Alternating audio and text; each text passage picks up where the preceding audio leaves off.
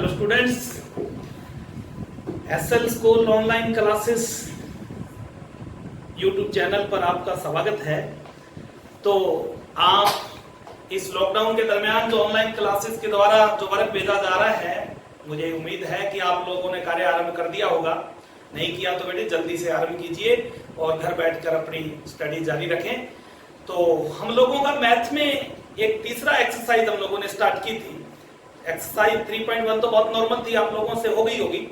लेकिन एक्सरसाइज 3.2 के अंदर क्या है, माध्यक और बहुलक है, जिसकी पीडीएफ आपके पास आज भेज दी गई थी। परंतु बहुत सारे बच्चों को क्वेश्चन सोल्व करने की दिक्कत आ रही थी। बहुत सारे बच्चों के फोन आए, सर इनको हल कैसे करना है। तो उसके लिए मैं बता देता हूं। कोई भी आंकड़ा अगर आपको डाटा दिया, कोई भी नॉर्मल कुछ भी ले लो, 10, 11, 9, 5, 7, 6, 13, 10, कुछ भी ले लिया, और ले लो 8, 7, 10, ये है। इस आंकड़े की सहायता से इस डाटा का आपको पहले माध्य ज्ञात करना है। तो आपने 6 क्लास में पढ़ा था, औसत का क्या सूत्र होता था, राशियों का योग बटा राशियों की संख्या, यानी प्रेक्षणों का योग बटा प्रेक्षणों की संख्या। किसी ने कैसे भी लिखा, दोनों एक ही बात थी। तो माध्य एक तरीके का औसती होता है। माध्य मतलब औसती होता है, यानी प्रेक्षणों का योग, राशियों का योग, प्रेक्षणों का योग करना है, और जितने प्रेक्षण, जितनी राशियां हैं, प्रेक्षणों की संख्या। ये माध्य का आपने सूत्र लगाना है, यानी प्रेक्षणों का योग बटा प्रेक्षणों की संख्या। अब प्रेक्षण कौन कौन से हैं, राशियां, ये जो राशियां, इन सभी का जोड़ कर दो। 10 + 7 + 8 + 10 + 11, इन सभी का जोड़ करना है। इनको कंटिन्यू जोड़ लीजिए। 9 + 5 + 7 + 6 + 13 + 10, कितनी राशियां हैं। अब ये राशियां कितनी है गिन लो, 1, 2, 3, 4, 5, 6, 7, 8, 9, 10, 11 है। 11 है तो 11 का भाग दे देंगे। 11 है तो 11 का भाग देना है। इन सभी का जोड़ कर जितनी राशियां होती है उतने का भाग देने पर जो मान प्राप्त होगा वही आपका माध्य होगा। तो इनका जोड़ करना तो आपको आता ही है। जोड़ कर 11 का भाग दे देना। भाग देने पर यहां जो भी आंसर आएगा वो माध्य आ जाएगा। क्या करना है, जोड़ करना है। 10 और 7 17 और 8 25, 10 35 और 11 46, 9 55, 5 60 और 7 67 67, 6 73 और 3 76 और 10 86 और 10 96। 96 में 11 का भाग देना है, 96 में 11 का भाग देना है। भाग देने पर जो आंसर प्राप्त होगा वो आपका माध्य होगा। ये तो था माध्य। अब आता है माध्यक। एक इसी प्रश्न का अगर आपको माध्यक ज्ञात करना है तो आप माध्यक ज्ञात करने के लिए माध्यक लिखकर छोड़ दीजिए। माध्यक ज्ञात करने के लिए दिए गए बंटन को आरोही क्रम में लिखा जाता है। आरोही क्रम में लिखने पर अब आपके मन में आता है कि सर आरोही क्रम क्या होता है। आरोही और अवरोही सुना होगा।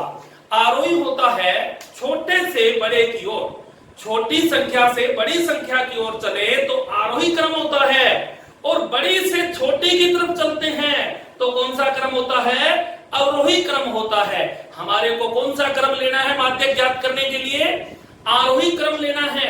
तो आरोही क्रम में सबसे पहले इन संख्याओं को लिखना है छोटे से बड़े की ओर। सबसे छोटी संख्या क्या है, यहाँ पर 5 है तो लिखेंगे 5। 5 के बाद क्या आता है, यहाँ पर क्या है 6 के बाद यहाँ पर क्या है 7। नेक्स्ट क्या आएगा, 7 एक बार और है तो 7 2 बार है तो 2 बार लिखेंगे। कोई संख्या जितने टाइम आती है, जितनी बार आती है उसको उतनी ही बार लिखना है। 2 बार है तो 2 बार, 3 बार है तो 3 बार ही लिखेंगे। इसके बाद 8 देख लो और है तो और लिख देते हैं, एक ही है तो छोड़ दो। 8 के बाद 9 भी और है तो देख लो 9 के बाद 10 ये रहा 1 2 3, 10 कितनी बार है, 3 बार, तो 1 2 3 बार लिख दिया। अब क्या रह गया 11 एक बार ये तो फिर लिखेंगे 11। अब क्या है 11 के बाद इनमें 13 तो यहां पर लिखेंगे 13। माध्यक ज्ञात करने के लिए दी गई संख्याओं को आरोही क्रम में लिखना है। आरोही क्रम कौन सा होता है? छोटे से बड़े की ओर, सबसे पहले सबसे छोटी, फिर उससे बड़ी, फिर उससे बड़ी, फिर उससे बड़ी, लास्ट में सबसे बड़ी। लिख दिया। आरोही क्रम में लिखने के बाद अब माध्यक के लिए क्या करना है? देखो, एक इधर से काट दो, एक इधर से काट दो, एक दाएं से एक बाएं से, बराबर काटते रहो। एक इधर से, एक इधर से, एक इधर से, एक फिर इधर से। ये लो जी, ये इधर से, इस बार ये इधर से, चार इधर कट गई, चार इधर कट गई। अब इधर इधर, अगर बीच में एक ही बच जाए तो वही माध्यक होता है, इसको माध्यक कहते हैं। तो माध्यक कितना है? यहां पर आपका माध्यक 9 है। माध्यक कितना है? 9 है। अब आपके मन में आता है कि सर अगर 2 बच जाती तो फिर क्या करते? मान लो ऐसा होता कि 1 2 4 6 7 9 इतनी संख्याएं हैं। ये आरोही क्रम में लिख दिया हम लोगों ने, आरोही क्रम में लिख दिया। आरोही क्रम में लिखने पर मान लो आपने एक और क्वेश्चन ले लिया, उसको आपने आरोही क्रम में लिख दिया। एक इधर, एक इधर, एक इधर, एक इधर। अब बीच में 2 बच गई। अब 2 संख्या बच जाए तो फिर इनमें से माध्यक क्या होगा? माध्यक। तो फिर माध्यक के लिए क्या करना है? अगर 2 बच जाए, 1 बच जाए तो वही माध्यक होता है। 2 बच जाए तो दोनों को जोड़ देना है। दोनों को जोड़कर 2 का भाग दे दो। बीच में जो बचती है दोनों, उन दोनों का जोड़ करना है। और जोड़ करने के बाद कितने का भाग देना है? 2 का। 6 4 10, 2 का भाग दिया, क्या आया? 5। तो इस प्रश्न का माध्यक कितना होगा? 5 होगा। अब आता है तीसरा टॉपिक हमारा, बहुलक। बहुलक क्या होता है? बहुलक मोड, यानी बहुलक आपको जो आंकड़े दिए गए हैं, इन आंकड़ों में जो संख्या सबसे अधिक बार आई है, जिसकी आवृत्ति सबसे ज्यादा बार हुई है, जो सबसे ज्यादा बार रिपीट हुई है, वही बहुलक होता है। तो इसमें देखो सबसे ज्यादा बार कौन आया है?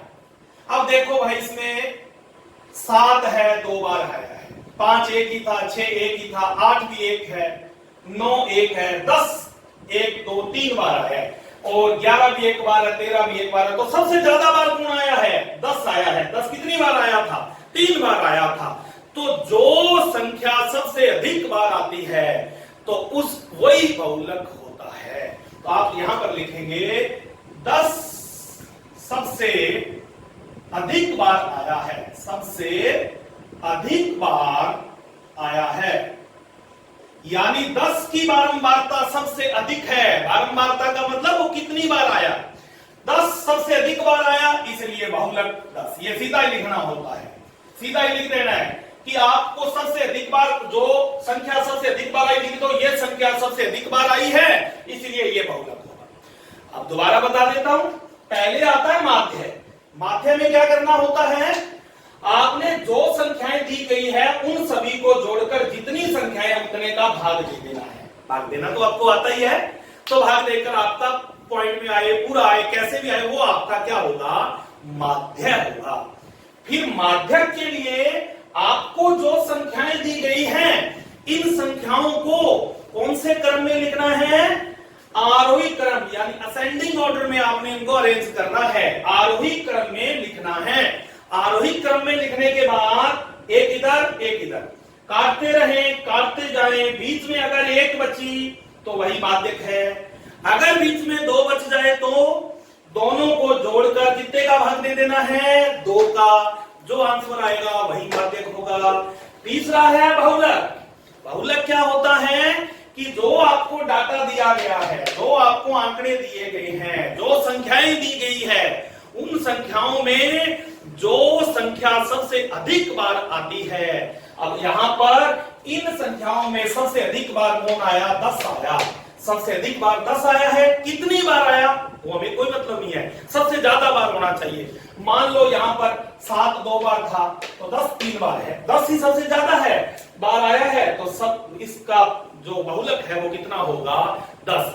अब कल आपने 3.1 अभ्यास किया था, उसमें एक परिसर आया था, आप लोगों ने परिसर ज्ञात किया होगा, वो भी बता देता हूं आज कि वो परिसर यानी वो रेंज क्या होती है। परिसर क्या होता है कि जैसे ये संख्याएं दी गई है, इनमें सबसे बड़ी संख्या में से सबसे छोटी संख्या घटा दे। सबसे बड़ी संख्या में से परिसर का सूत्र क्या होता है? सबसे बड़ी संख्या अधिकतम मूल्य है, सबसे बड़ी संख्या में से सबसे छोटी संख्या माइनस कर देनी है। सबसे छोटी संख्या, ये लो जी, सबसे बड़ी संख्या यहां पर अपनी है 13 और सबसे छोटी क्या है 5। तो 13 में से 5 घटा दूं तो इसका परिसर कितना होगा? 8 होगा। ये आपने कल 3.1 में किया होगा परिसर। आपको जो पीडीएफ भेजी थी उसके अंदर सूत्र लिखा हुआ था, सबसे बड़ी संख्या में से सबसे छोटी संख्या घटा दे तो जो अंतर आता है वही आपका उस प्रश्न का परिसर होता है। तो मुझे आशा है कि आप लोग 3.2 जो अभ्यास है जिसमें आपको क्या क्या ज्ञात करना है, माध्य, माध्यक और बहुलक, इस वीडियो को सुनने के बाद आप घर पर 3.2 अभ्यास को हल करेंगे। तो अगली वीडियो में अगली एक्सरसाइज के साथ मिलेंगे, तब तक के लिए बाय।